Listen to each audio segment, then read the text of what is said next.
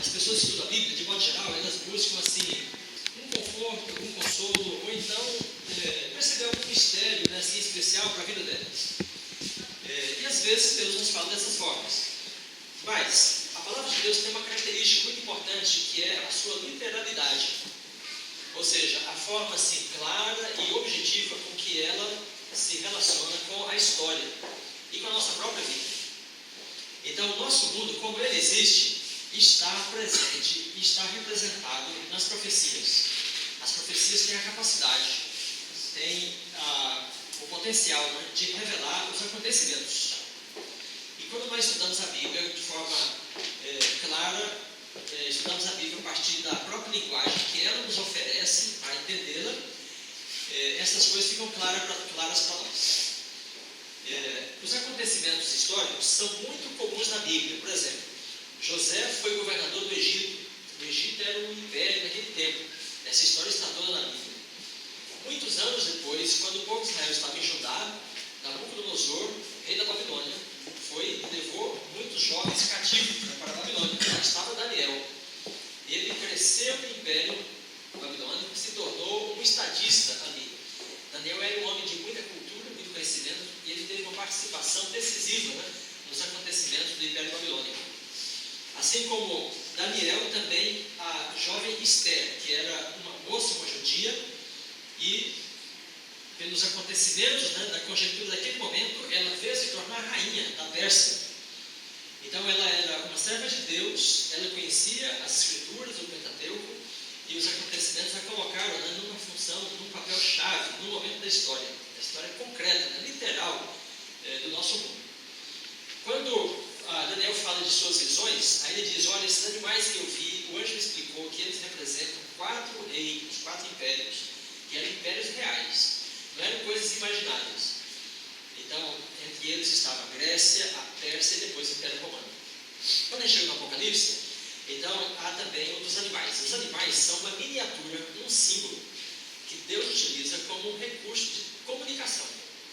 Então, é uma miniatura que miniaturiza um grande acontecimento, o império, né, e o profeta vê e ele consegue, então, contar aquela história a partir desses símbolos.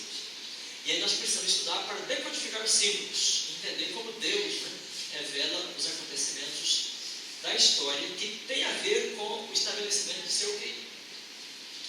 Então, ao estudarmos o Apocalipse, devemos ter em mente que ele não só fala para nós, né, nos trazendo conforto, segurança acerca da vitória final, do que Deus tem para a nossa vida, mas ele também mostra os acontecimentos, para a gente saber o que está acontecendo no nosso mundo, né, o que vem daí para frente.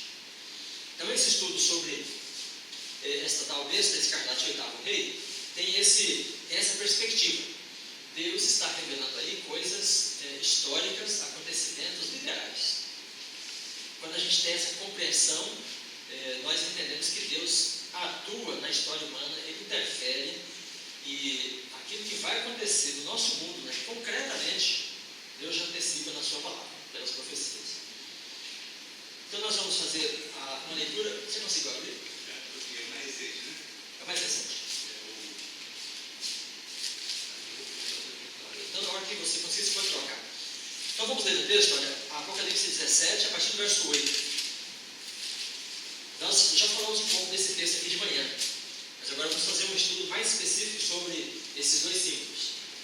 Então, a palavra besta, irmãos, aqui é uma palavra não muito adequada para essa tradução. A tradução mais adequada talvez seria a palavra Leviatã, porque Leviatã era um símbolo, né, mais amplo na mentalidade do povo da época do que a palavra que nós temos no nosso linguajar. Então, verso 8. A besta que viste era e não é, e está para emergir do abismo, e caminha para a destruição. As palavras são meio enigmáticas. Nós vamos ver o que significa este era e não é, e está para emergir. E aqueles que habitam sobre a terra, cujos nomes não foram escritos no livro da vida, desde a fundação do mundo, se admirarão vendo a besta que era e não é, mas aparecerá. Aqui está o sentido que tem sabedoria.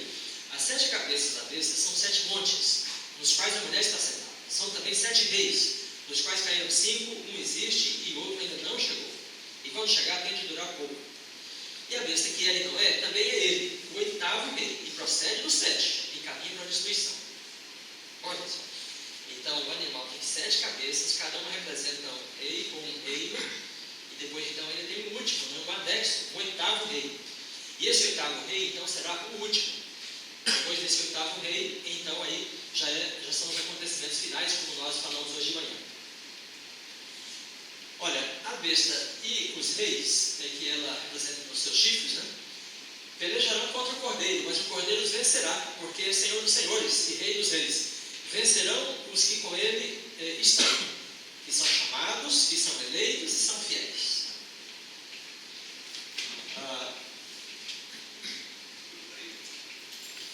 Muito bem, olha só, vamos ver. Vamos um pouquinho para mim, Luciano, por favor, duas, mais uma. Essa é a primeira?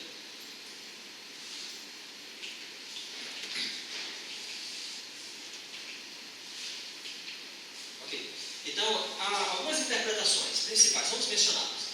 Muitas pessoas entendem que esta besta representa Roma papal e que o 8º rei seria a fase final, quando a ferida referida em Apocalipse 13 será curada. Então, em Apocalipse 13 fala de um poder que iria aparecer e perseguir o povo de Deus, mudar os tempos e a lei, mas depois esse poder seria ferido.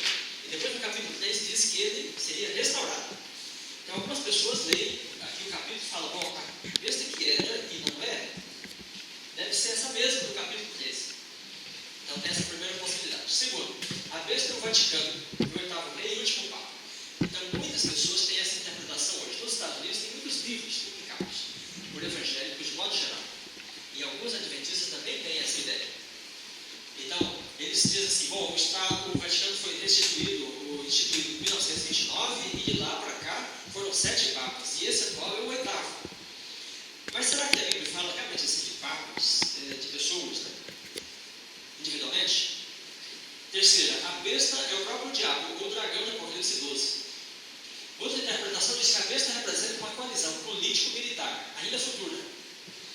Muito bem, quando nós temos uma interpretação, ela precisa atender a todas as questões, né, que são dadas na visão. E estas 3 aqui, elas têm um problema muito claro. Por quê? No verso 17 fala assim, ou 16, né? A besta e os reis odeiam a meretriz e vão destruí-la. Vamos ler lá? Os 10 chifres que representam os reis e a besta, que representa o poder político maior, esses odiarão a meretriz e a farão devastada e despojada, e comerão suas carnes e a queimarão no fogo. Então, a besta não pode ser Roma papal, porque Roma papal não vai destruir a própria religião representada pela mulher. Nem o Vaticano, porque ele também não vai destruir a própria religião representada pela mulher, e também não o dragão. Então, esse verso traz algumas dificuldades por essas interpretações que estão aí. Quando o anjo fala para o profeta assim, as 7 cabeças são 7 montes, o que ele estava querendo dizer com montes? E o que João deve ter entendido? Algumas pessoas consideram que os montes são as colinas. Então, 7 colinas são as 7 colinas de Roma. Mas, olha só, irmãos, quando as pessoas estão conversando, para nós sabermos o que elas estão falando, a gente tem que saber o que as palavras significam para elas, né? Então, vou usar uma ilustração. Vamos supor que um americano estudou português e veio para o Brasil. E ele aprendeu as palavras básicas, né? Ele aprendeu lá que manga é uma fruta, de se comer. E ele está por aqui, o gringo está aí no Brasil, e então ele escuta 2 pessoas, 2 brasileiros conversando. Aí um fala para o outro assim, cara, eu só gosto de camisa de manga curta, né? Camisa de manga longa me deixa assim, desconfortável, né? O americano escuta e pensa assim, por que você tem uma camisa de manga, aí parece na fruta, né? Longa. Ele só vai entender aquela conversa depois que explicar para ele, né, que a palavra manga tem vários sentidos.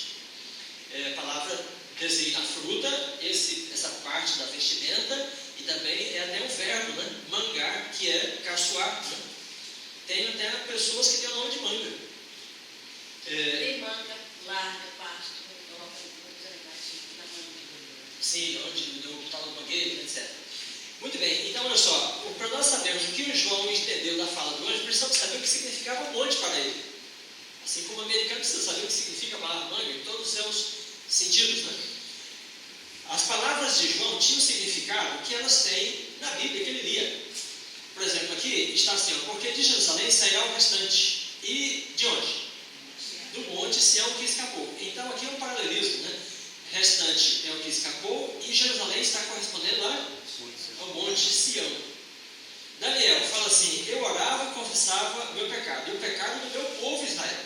e lançava minha súplica perante a face do Senhor pelo monte santo do meu Deus.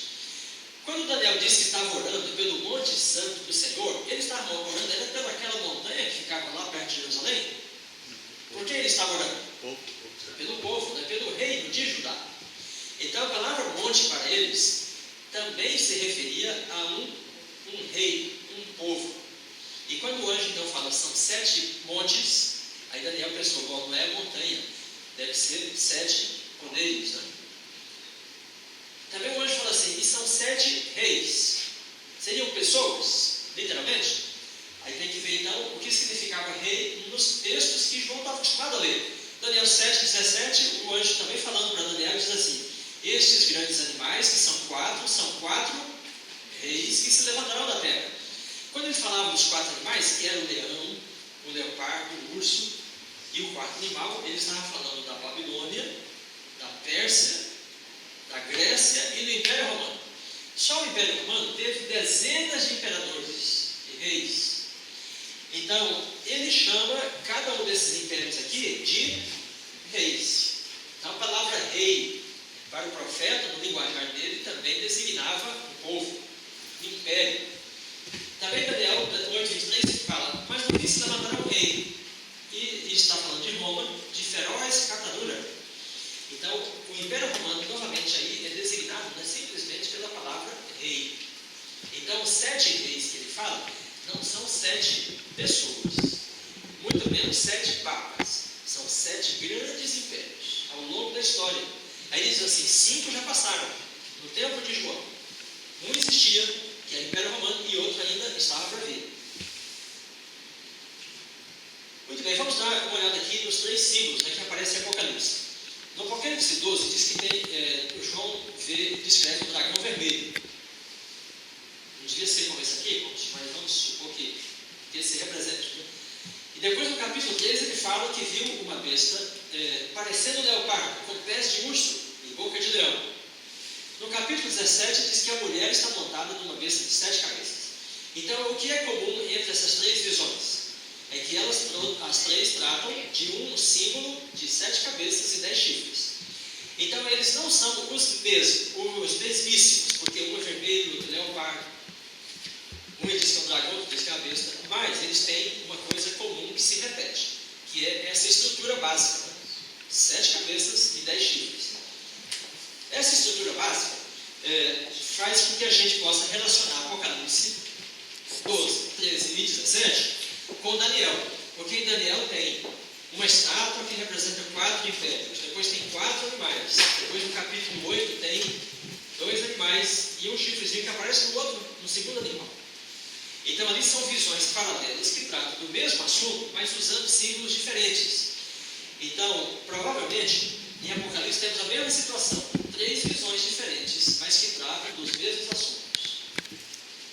Porque a estrutura das visões é a mesma. Só o símbolo se reconfigura cada vez que ele aparece novamente. E aí o profeta chama, no capítulo 12, chama de dragão, mas depois também ele chama de serpente. Porque no capítulo 12, por exemplo, ele chega lá numa altura, no verso 15, por exemplo, fala assim, a serpente arrojou da sua boca a água como um rio, atrás da mulher. Então aí ele se refere ao dragão como uma serpente. Mas dragão e serpente são a mesma coisa? Você já viu um dragão? E uma serpente de 7 cabeças? Ninguém nunca viu. Olha só, que coisa. A palavra dracon em grego, quando a gente fala dragão, a gente pensa no dragão, que espelha fogo pela boca. Mas os gregos não tinham essa figura do dragão. Eles tinham a figura de uma serpente de 7 cabeças, que era um símbolo, uma coisa assim da mitologia, uma coisa imaginária. Então, quando João chamou de dragão ou serpente, não faz diferença, porque a própria palavra que ele utilizou, na Grécia, era usada para referir-se a uma serpente lendária, de 7 cabeças, que ninguém nunca viu. Ela não existe, assim como o dragão, é apenas um símbolo.